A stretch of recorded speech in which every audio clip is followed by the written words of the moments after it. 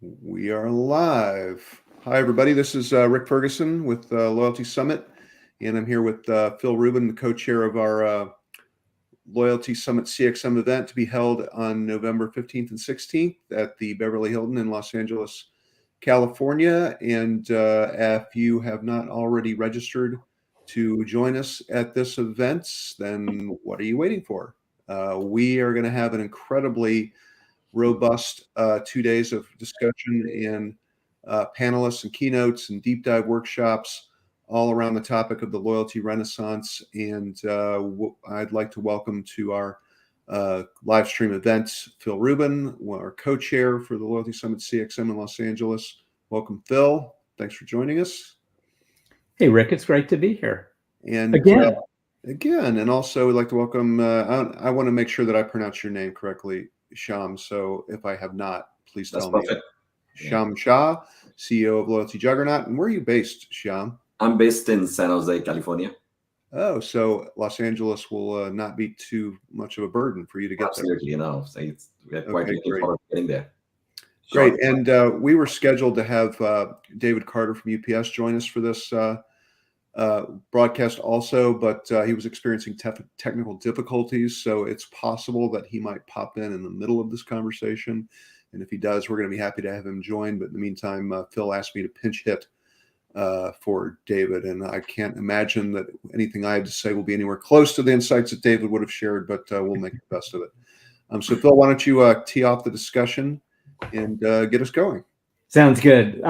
Anyway, great to be here with you guys, and everybody who's tuned in. Thanks for watching and listening. And David, if you're out there, we miss you, but totally understand there are certain corporate firewalls that are maybe not as friendly to some of the live streaming technology as others. But I'll give a quick plug for David, because David is head of global retail and e-commerce for UPS, and really excited to have him. And I'll get to what he's going to be, with this session that he's going to be on, and what that topic is in a second. We're getting close. 2 weeks from today, we're all going to be together at the Beverly Hilton with a bunch of other great brands and great sponsors like Loyalty Juggernaut. As Rick mentioned, for everybody, for those of you at home, I felt like Steve Stone for a second, the old Cubs broadcaster, or maybe still an old Cubs broadcaster, because he always used to say, for those of you youngsters at home, and because he used to be a pitcher for the Cubs, which I was never any of those things, just a fan. But for those of you at home, as Rick mentioned, the theme is loyalty renaissance, and it reflects the notion that, loyalty, approaching the mid-century mark, 50 years of modern loyalty marketing, is arguably stuck yet poised for new things, innovation, and greatness. And that's what we're going to try and amplify and tee up for discussion, debate, and idea sharing, and hopefully inspiration in LA in a couple weeks. And the loyalty renaissance is a function of a lot of different things. It's a function of new technologies. Sham, represents that. It's a function of loyalty moving into the C-suite, which is one of our themes, and it's really the intro theme for day one on Wednesday, where we're going to have a number of really inspiring people like Pete Fader from Wharton and Theta, and Joe Ryan from UPS, Joe Ryan from Goldman, and he's an investment banker who's done a lot of work around loyalty, and a really important client of Sham's who we should talk about, just because of what they're doing, and that's a gentleman named Alejandro Gonzalez Saul, who is head of digital and innovation for FEMSA, which runs probably the leading loyalty initiative in Latin America, certainly in Mexico, because it combines a number of different companies and businesses that they own, a number of different types of businesses, both product and retail, C-store, and more. And having him in a session that's going to be hosted or include Mary Pilecki from Forrester and Doug Glazer from Fanatics, all people with different perspectives, but very much wired around the idea of loyalty as a business strategy. And that's going to follow Pete Fader's talk, which is going to have folks like Claudia Infante, who's the chief data officer at Margaritaville, Len Logano, who was on with us a couple weeks ago, and as I mentioned, Joe from Goldman Sachs. And that's going to be sort of teed off by Pete Fader anyway. Just that alone is a pretty powerhouse group of people and perspectives addressing this notion of loyalty in the C-suite, loyalty as a business strategy, which is really one of the things that is key to loyalty becoming not a program under marketing, but really an enterprise business strategy to drive growth. So let me quickly, before we sort of open up the conversation, because I'd very much like to do that, the other track. So the first track is the business of loyalty and loyalty in the C-suite. The second track is really more the art of loyalty, which is really the brand perspective and the sessions that we're going to have here, which are going to include Ted Silverman from Mattel, which has had a few brands of note, especially this summer with the Barbie film. We're going to have a session with Stephanie Hager from REI, with Alison Cripps Ferguson from Honda, Amanda Boschel from Wild Fork Foods, hosted by Mike Ridgewell, who's an LA person who was with Disney for many, many years, leading loyalty on the studio and content side. And then my old colleague from our dialogue, Matt Garrett, who's going to be doing a session around phenology, fandom, and the role that fans play in loyalty. So there's and we haven't even talked about this in these live streams, but day one is going to conclude with a session that's going to be awesome with you, Rick, and Jill Goldhorn from the IC Group, debating the notion of points or no points, which is always a fun discussion. Let me go real quick into day two, just because it's going to be, I think equally awesome. That's when we're going to be talking about new and enabling technologies, and we have Matt Sutton joining us from the Black Tux. He's got an incredible story to tell about how they use AI with analog communications to recognize high-value customers, and it's an incredible story. Sham, you're going to be on that session along with Neil Spivak from VMS. And then we're going to have a loyalty roundtable on technology with Ji-Sun Han from Cognitive, Brad McDonald from Epsilon, Emil Sarkissian, who joined us on the last live stream from Loyalty Methods. And then we're going to get into this whole frictionless calls, frictionless FaceTime from our children. The frictionless renaissance. And we're going to have Pete. We were really fortunate to have Peter Greenberg, who's the CBS travel reporter, CBS News travel reporter. He's going to be hosting a session. And then we're going to shift into, and this is where David Carter's coming in, because the notion of frictionless customer experiences, especially as so many brands have prioritized D2C, direct to consumer, and the reality that there's no such thing as a pure customer experience, because you have things like payment providers and you have things like shippers, which is where David Carter from UPS comes in. So you have all these different intermediaries who can either make it more seamless or add friction to it. And that's going to be a really interesting discussion.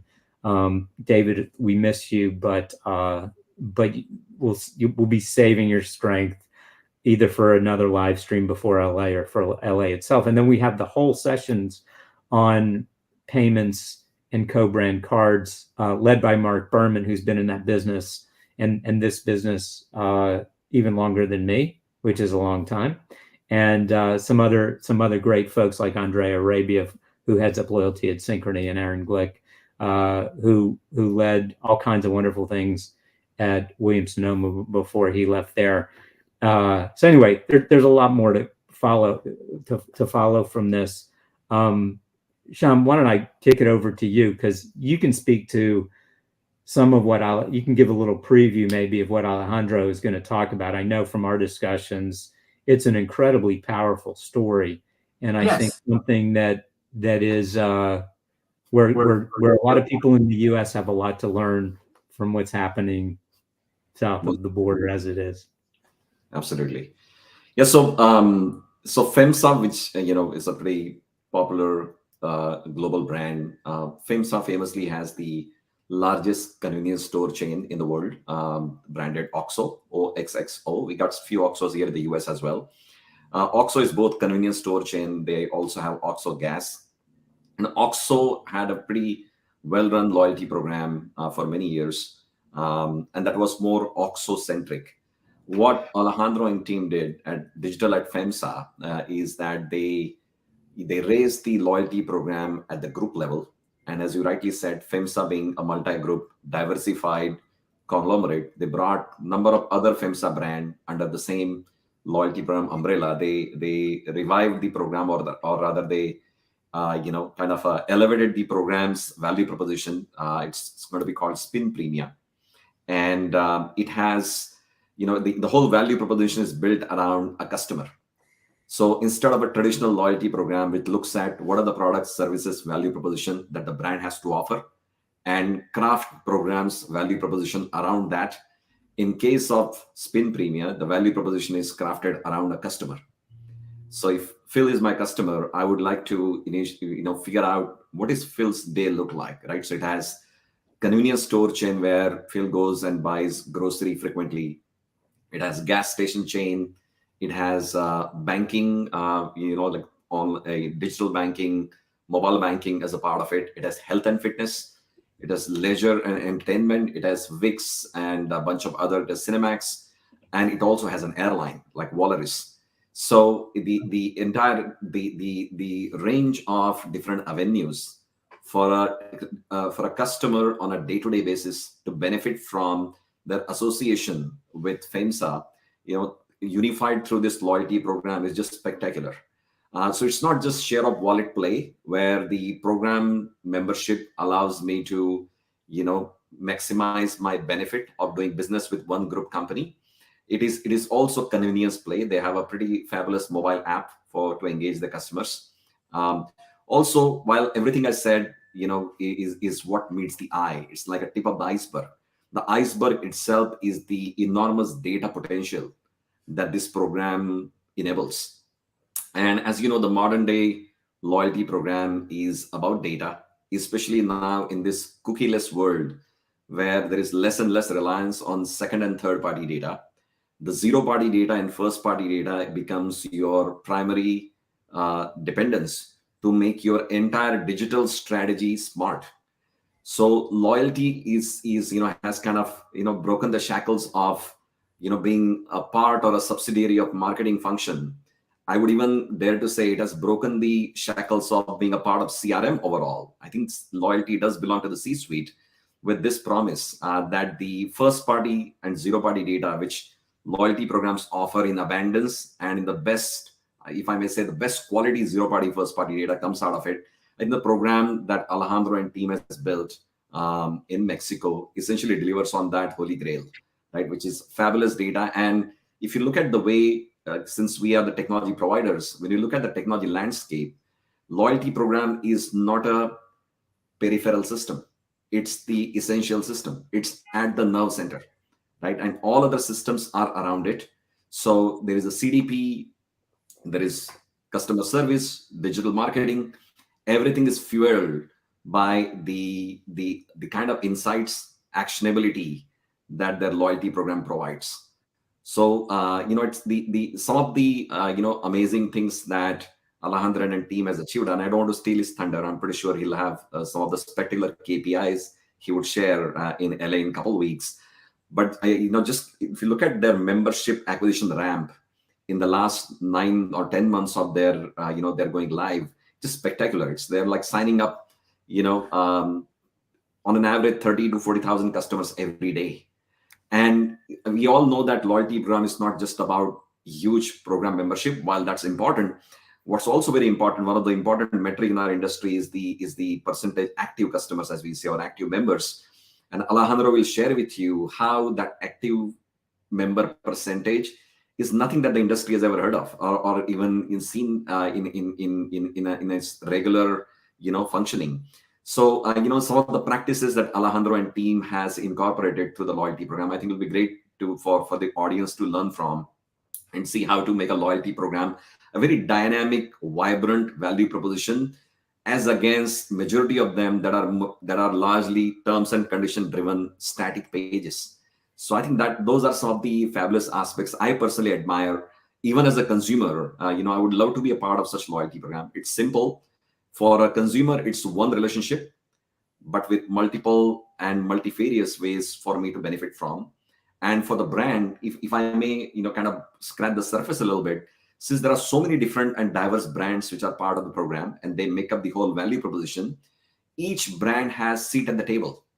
So each brand can have a particular way to deliver their specific value prop that brand owner believes will resonate well with their specific install base of customers. So it just makes it like a best of all worlds. The traditional coalitions had that disadvantage. Everything was centered around coalition, and the participating brands always felt shortchanged because they didn't have much of a say or much of a benefit of the data. I think that those are some of the fundamental traditional limitations that Alejandro's and FEMSA's Spin Premia has very convincingly gotten over or overcome in a very effective fashion. And we're only too proud to be a part of this spectacular journey. Yeah, it's really, I mean, it's kind of sad in a way, not FEMSA or anything you're talking about. What's sad is here we are in 2023, almost 2024, and this is what should be so much more of a norm, right? Because the tools are there, the business opportunities are there, and the notion, especially when you were describing at the beginning, Shyam, like the notion of building this around the customer, as sadly exceptional as that is that's the point of this whole world, right? And it's how do you create the right value proposition around the customer so that they want to participate, which is why you get the engagement and activation rates and acquisition rates that you get. And each of these tracks that we built into this summit reflect everything that is sort of embodied in what FEMSA is doing, right? It's prioritized at a C level. Therefore, you got all these different brands engaged and participating and actively participating. You have a brand story. You've got an experience story. You've got technology enabling it. Payments are obviously a huge part of that. It really does. I mean, it's going to be a great way to kick off the day. I'm gonna sound a little, related. The closest thing I've seen and heard to anything like this, and a shout out to an old friend, Guy Thornton, over in the UK, used to run a program for O2 Wireless called Moments, and they did the very same thing. They understood their wireless customer base and how they commuted to work, and they would intercept them with a coffee or whatever when they got to a particular station on their morning commute. And that thing was just really magnificent, in a similar vein, in terms of it was something that customers really appreciated, they wanted, and it raises the bar so high. So this is a good example. I don't know if Rick, I don't know if you remember what O2 used to do, but it was pretty powerful.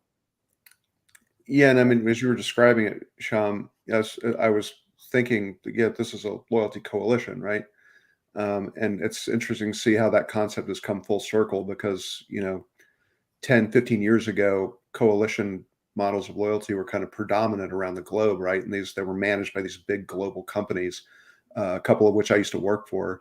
And there was a sense, I may say, looking back, a sense of arrogance sometimes on the part of the third-party operators of these coalitions about the way that they managed the relationships and the way they shared the data. And then, of course, we had those coalition programs kind of wither on the vine as all these new advertising models and retargeting and programmatic advertising came into play, and brands realized the power of like maintaining close control over that data. And now it seems like that's come full circle, and now you've got the company managing the program. There is no third-party provider. They're able to build these relationships, maintain control over their own data, and build something that's definitely for the benefit of the customer rather than for the benefit of the company that's running the coalition. Absolutely. Yeah, very well stated, Rick. And I think one of the essential differentiation that from where we sit on a technology side of the house that I see is that the coalition program or a coalition model, it was it had to reinvent itself. Because if you look at how loyalty has progressed in the last 20 years, loyalty as a concept, as a tool to acquire and reward customers, all the way blending in engagement orientation, experience as the focus, data as the essential element of essential targeted outcome of engagement. Some to the extent of even getting into data monetization play. I think all of these things, and then now with the technologies like AI, generative AI, which are all data fed, data driven, it's very important that the data is available, accessible in real time at every single touch point, at every single moment of truth. If the ultimate objective of loyalty is to treat every customer as a segment of one or as an individual, it's important that that entire context is established at every touch point. Right? It could be assisted touch point, a self-service touch point, or even an IoT-based touch point. Right? Even when I connect to a Wi-Fi system of a store or of an airport, I expect to be recognized based on my up-to-the-moment insight, based on what that machine is going to tell me. Right? So the old coalition model, had to give way to the new ones, and a lot of it is driven, like the very pertinent topic of the theme of Loyalty Summit CXMA is how technology is one of the essential enablers to drive this loyalty renaissance. And I think that renaissance, essentially at the heart of it, is data, availability of data, the actionability of data, and the use of that data in a manner that puts customer experience at the center. So the old languages where we used to talk about loyalty promotion to drive desirable behavior, I think that has given way to more of exponentiality, and hence the technology evolution, and hence the coalition reimagination. We don't call it coalition because when you say coalition, usually you think about the coalition that came about 20 years back. We call it ecosystem. When you say ecosystem, which means every brand is for every other brand, right? Every brand there is an inbuilt synergy in that word. And that the everybody has a say, everybody has a seat at the table, nobody's shortchanged, everybody has access to data, and with all due respect and compliance with the data regulation, data privacy, and all other compliances, I think the access to data, is the manner we do it by virtue of our technology is such that I don't get access to the PII data, but I do get access to the data where I would say this specific value prop is for all the females who have this kind of characteristics, and those respective members do get to see that value proposition without me needing to know more than what I can know. So I think it's almost like every brand is running a mini program of their vision under a larger umbrella of an enterprise program, and it is not just two layer; it can be multiple layers. We call it N-tiered operating model, which is a very FEMSA's loyalty program is a very good poster child of that. When you say N-tiered, which means there is a coalition, there is FEMSA, which is the host of the program, but there are brands, there are brand locations, and then there are further the lowest trading entity touch point. The program can be federated, right? So the operations are federated, the data is federated, and everybody is kind of coming together to maximize the value prop, to make it a very compelling play for every consumer to remain remain engaged with the overall brand. So I think it's just brilliant. And like Phil mentioned, it should be more of a regular practice, more of what every brand should look to do rather than exception. But we do as a company, since we build a platform for ecosystems in particular, we 90% of our clients are of FEMSA kind. We are seeing a very definite move towards this kind of a play where like you said, loyalty comes full circle, and the customer is at the heart of it. I think there is no other way to go about it, right? If you look at it in terms of how to really make this program succeed in the future. Yeah, I think you said it. I mean, where it succeeds is where all these coalitions of the past, especially the U.S., the attempts in the U.S., and maybe we'll say elsewhere in North America as well, without outing them, some of the guilty parties. It gets into not having that federated data model that you talked about, and data ownership, and also ownership of the customer, right? And the thing I really love about this business, this ecosystem, is how nicely it hits on each of the 5 tracks that we're going to be talking about in LA, because it really is, you got to have C-level buy-in. You've got to have a brand, because nobody's going to be loyal to a generic. You've got to have the right kind of customer experience and do things like save people time. If you're a convenience store, it better be easy to participate and create value for yourself, or extract value for yourself as the consumer. You got to run that with technology, and payments being one of the rails to tie it all together. Not coincidental that's why this is such a great case to share in LA in 2 weeks. It just makes me even more excited. I hope everybody who's tuning into this, either live or recorded. One quick thing before, because I know we're coming up on the half hour. Any brand out there that wants to attend, feel free to reach out to me. I will hook you up. We want you there. This is a summit. This isn't just a conference. This is something where we want people to come, listen, learn, get inspired, and reciprocate and participate. So we've got some amazing brands already committed to being there, both to being on stage and attending. Reach out. This is going to be really, really great. Shyam, thanks for bringing Alejandro. David, we'll see you. We'll get the technology working next go around. Rick, it's always a pleasure to hang out with you and talk loyalty. Happy to pinch hit. And thanks again, Shyam, for your support of the conference. Looking forward to meeting you in person in a couple of weeks. And like Phil said, hit us up. If you want to come, we'll make sure that you can come. And we think you'd be glad you did. And really looking forward to continuing this discussion in the live setting in a couple of weeks in Los Angeles. And next Tuesday at 11 a.m. Eastern. That's right. Fantastic. So thanks, Rick and Phil. Thanks for having me. I really appreciate it. And I do believe this is going to be a brilliant conference. This is one of the rare conferences with the level of brain trust that we're going to experience there. So looking forward to being there, learning a whole lot of new things. I think it's going to be fabulous. Thank you so much. And thanks for, again, the opportunity to sponsor the event. We look forward to seeing you. We'll see you in LA. Thank you. Thanks again, Phil. And I guess that's going to wrap it up for us, folks. We'll be doing a couple more of these before our event over the next few weeks. So we'll look forward to seeing you again. And we'll see you all in Los Angeles on November 15th and 16th. Be there. Thanks, everybody. Bye-bye.